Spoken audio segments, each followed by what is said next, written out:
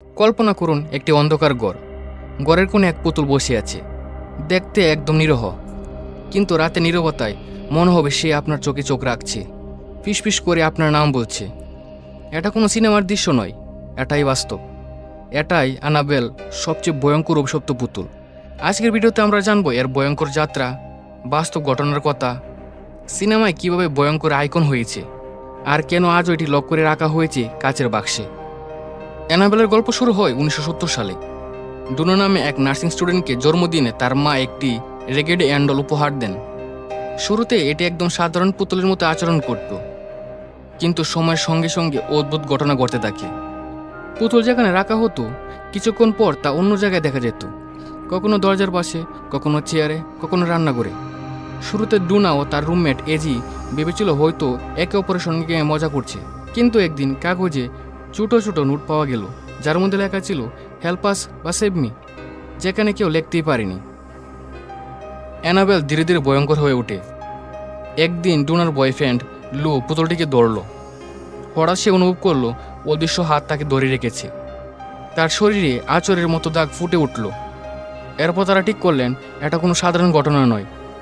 ডোনা ও AG সাহায্যের জন্য যোগাযোগ করলেন বিখ্যাত প্যারানর্মাল ইনভেস্টিগেটর এডি ও লরেন ওয়ারেনের সঙ্গে। ওয়ারেন দম্পতি দীর্ঘদিন ধরে আত্মা, দানব ও ভূত এবং অভিশপ্ত বিষয়বস্তু নিয়ে কাজ করেন।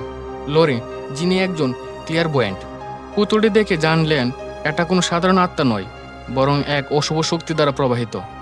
লু শুরু থেকে অ্যানাবেলকে ঘৃণা করতেন।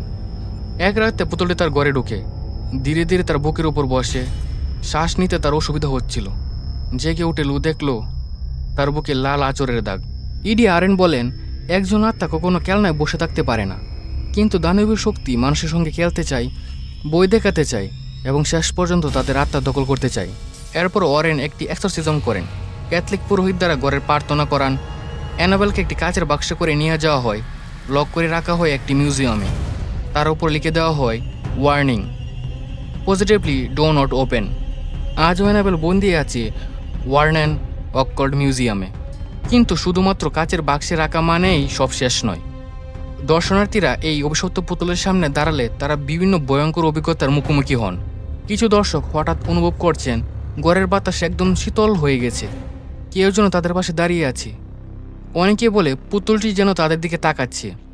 চোখের কোনো অভিব্যক্তি নেই, তবু মনে হচ্ছে জীবন আছে। একবার একটি স্কুল গ্রুপ মিউজিয়ামে এসেছিল। গ্লাস কেচের সামনে দাঁড়িয়ে তারা হঠাৎ অনুভব করলো কেউ পিছন থেকে ঠেলা দিচ্ছে। একজন ছাত্র চিড়ে পড়েছিল, যদিও কেউ গুরুতর আহত হয়নি। লরেন ওয়ারেন বলেন, অ্যানাবেল শুধু একটি পুতুল নয়, এটি একটি দরজা যা অশুভ শক্তিকে আমাদের পৃথিবীতে প্রবেশ করার সুযোগ দেয়। এটি বয়ের শক্তি ব্যবহার করে মানুষকে পরীক্ষা করে। যদি কেউ উদাসীনভাবে এই পুতুলের কেসের দিকে তাকায়, তাহলে তার শারীরিক ও মানসিক অস্তিত্ব বিপন্ন হতে পারে। এই মিউজিয়াম ও অ্যানাবেল দেখার অভিজ্ঞতা এমন যা দর্শককে রোমাঞ্চিত করে ও সাথে সাথে ভীতও করে। অ্যানাবেলের রহস্য হলিউডের নজরে আসে 2013 সালে দ্য কনজোরিং চলচ্চিত্রের মাধ্যমে। সিনেমায় অ্যানাবেলের চেহারা ভয়ঙ্কর, চোখ লাল লাল, মুখে অদ্ভুত ও অস্বাভাবিক অভিব্যক্তি। এরপর অ্যানাবেল তার নিজস্ব সিনেমা সিরিজ পায়, অ্যানাবেল 2014। গল্পের শুরু, পুতুলের অশুভ শক্তির সূচনা। Annabelle creation 2017। পুতুলের অতীত ও অভিশপ্ত ইতিহাস উন্মোচন। Annabelle come home 2019। পুতুলের মিউজিয়ামে বন্দি থাকার সময় ভয়ঙ্কর নতুন ঘটনা।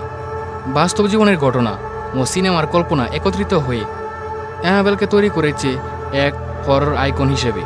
দর্শকরা অনুভব করে যে সিনেমার চেহারা যতই ভয়ঙ্কর হোক না কেন, বাস্তব অ্যানাবেলের গল্প কম রোমাঞ্চকর নয়।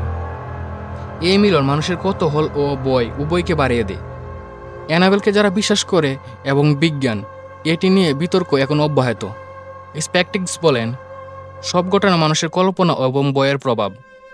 স্লিপ প্যারালাইসিস বা অবচেতন অবস্থায় মানুষ যা দেখেছে সেটাই তারা বাস্তব মনে করেছে। যারা অ্যানাবেলকে বিশ্বাস করে তারা বলে অ্যানাবেল দানবের শক্তি দ্বারা প্রবাহিত, মানুষের ভয়কে শক্তি হিসেবে ব্যবহার করে তাদের জীবনে সমস্যা সৃষ্টি করে। লরেন ওয়ারেন বলেছেন, অ্যানাবেল শুধু একটি পুতুল নয়, এটি একটি শয়তানের দরজা। যারা এর দিকে উদাসীনভাবে তাকায় তারা ভয় ও সমস্যার সম্মুখীন হয়। তাহলে বন্ধুরা, আপনারা কোন দলে থাকবেন? বিশ্বাস করবেন বাস্তব অভিশপ্ত শক্তি কি, নাকি সবই মানসিক প্রভাবের খেলা? বন্ধুরা, অ্যানাবেল কি সত্যি অভিশপ্ত, নাকি মানুষের বই ও বিশ্বাসের খেলা? আপনার মতামত কমেন্টে লিখুন। ভিডিওটি ভালো লাগলে লাইক দিন, বন্ধুদের সঙ্গে শেয়ার করুন এবং চ্যানেলটি সাবস্ক্রাইব করুন। সেখানে আরও রহস্যময় গল্প অপেক্ষা করছে, যা সিনেমার থেকেও ভয়ঙ্কর কিন্তু বাস্তবে সত্য।